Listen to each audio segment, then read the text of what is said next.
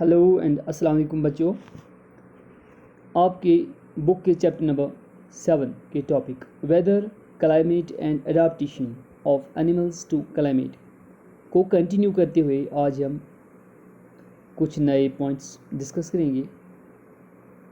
सबसे पहले हम जानना चाहेंगे कि वेदर क्या है, फिर इस हवाले से कुछ पॉइंट्स हम डिस्कस करेंगे। पहले बच्चों, वेदर यानी मौसम एटमॉस्फेयर की एक शक्ल है, या कह सकते हैं कि एटमॉस्फेयर का एक हिस्सा है। It describes the degree to which it is hot और कोल्ड, वेट और ड्राई, कॉम और स्टॉर्मी, क्लियर और क्लाउडी। मतलब गर्मी है या सर्दी, गीला है या खुश्क, पुरसुकून है या तूफ़ानी, साफ़ है या अबरालूद। ये सब कुछ हमारे एटमॉस्फेयर के लोवेस्ट लेवल ट्रोपोस्फेयर में वाक़ा होता है। जब टेम्परेचर ज़्यादा होता है तो हम कहते हैं कि आज गर्मी है। जब टेम्परेचर यानी दर्जा हरारत कम हो तो कहते हैं कि मौसम ठंडा है। जब हवा में बहुत सारी नमी यानी वाटर वेपर्स मौजूद हो, हम कहते हैं कि वेदर इज़ टू ह्यूमिड। जब बारिश होती है तो हम कहते हैं कि बरसात का मौसम है, रेनी सीजन है। इसी तरह हम कहते हैं कि weather is windy. So when we talk of weather we are actually describing the condition of the atmosphere और air around us at a particular time. We can now define weather as the day-to-day condition of atmosphere at a place and time with respect to the temperature, pressure, humidity, wind speed and wind direction, sunshine, clouds, rainfall or snowfall, etc. is called weather at that place at that time. और वो elements कौन हैं जो ये decide करते हैं कि किसी जगह का मौसम कैसा है? The major elements of weather at a place are temperature, pressure, humidity, wind speed and wind direction, sunshine, clouds and rainfall और स्नोफॉल। वेदर यानी मौसम डिफरेंट टाइप्स के होते हैं, मसलन hot, cold, sunny, cloudy, foggy, dry, humid, windy, rainy. Okay, किसी जगह पर मौसम आमतौर पर 2 दिन यकसान नहीं होता। ये दिन बदल और हफ्ता बाद हफ्ता बदलता रहता है। ये कुदरत का एक कॉम्प्लिकेटेड, एक पेचीदा फिनोमिना है जो कि एक दिन में भी कई बार बदलता रहता है और रंग बदलता रहता है।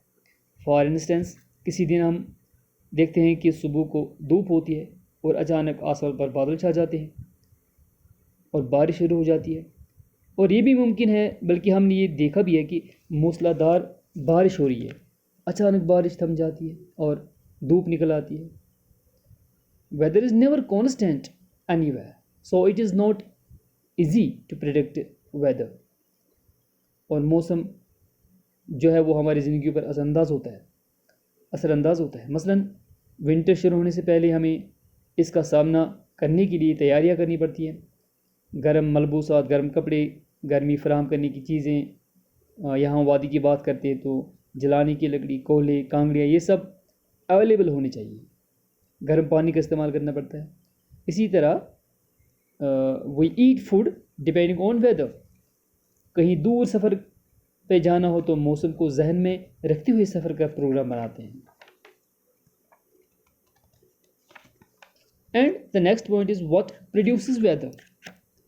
Weather is produced by the heat of the sun and the effect it has on atmosphere. ये कैसे होता है? हम जानते हैं बच्चों कि सूरज गर्म गैसों का एक बहुत बड़ा दायरा है, गोला है, जिसमें बहुत ज़्यादा टेम्परेचर होता है।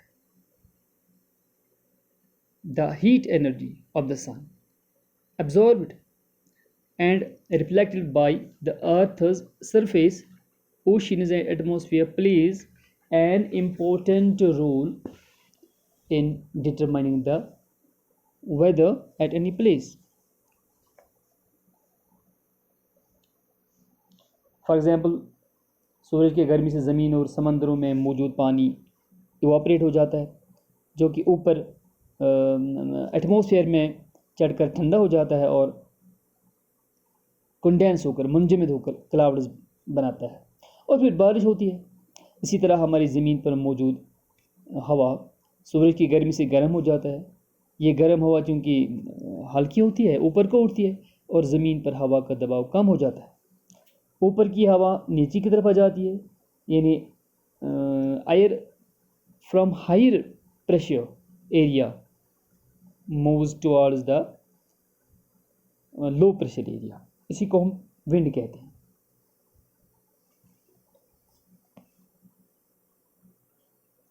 So from the above discussion we conclude that the rainy weather and windy weather are produced by the sun. In fact, all types of weather and all changes in weather are caused by the sun. Thus, the sun is the primary source of energy which causes changes in the weather. The weather changes so frequently because the condition of the Earth's atmosphere keeps changing frequently due to the various effects produced by the sun's heat. अगला point जो हम discuss करने जा रहे हैं वो है maximum and minimum temperature. The highest temperature reached during the day is called the maximum temperature, and the lowest temperature during the day is called the minimum temperature.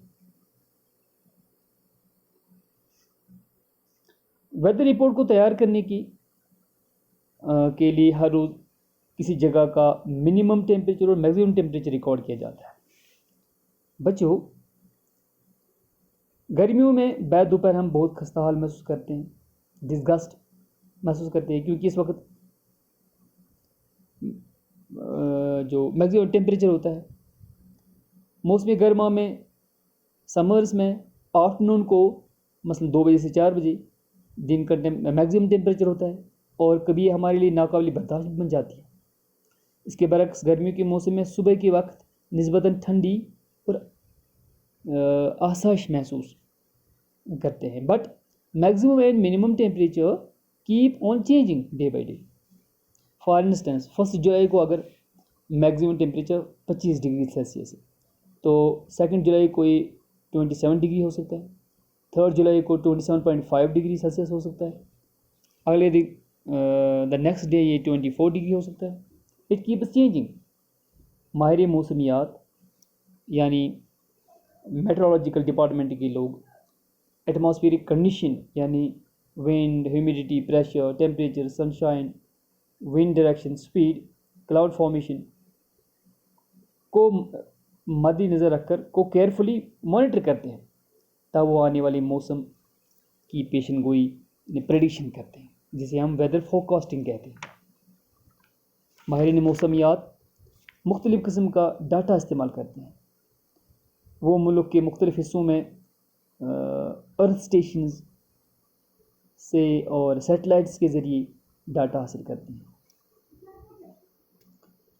The scientific study of weather is called meteorology, और जो scientist इसके साथ वाबस्ता है उन्हें metrologist कहते हैं. Dear students, आज के लिए इतना ही. खुदा हाफ़िज़.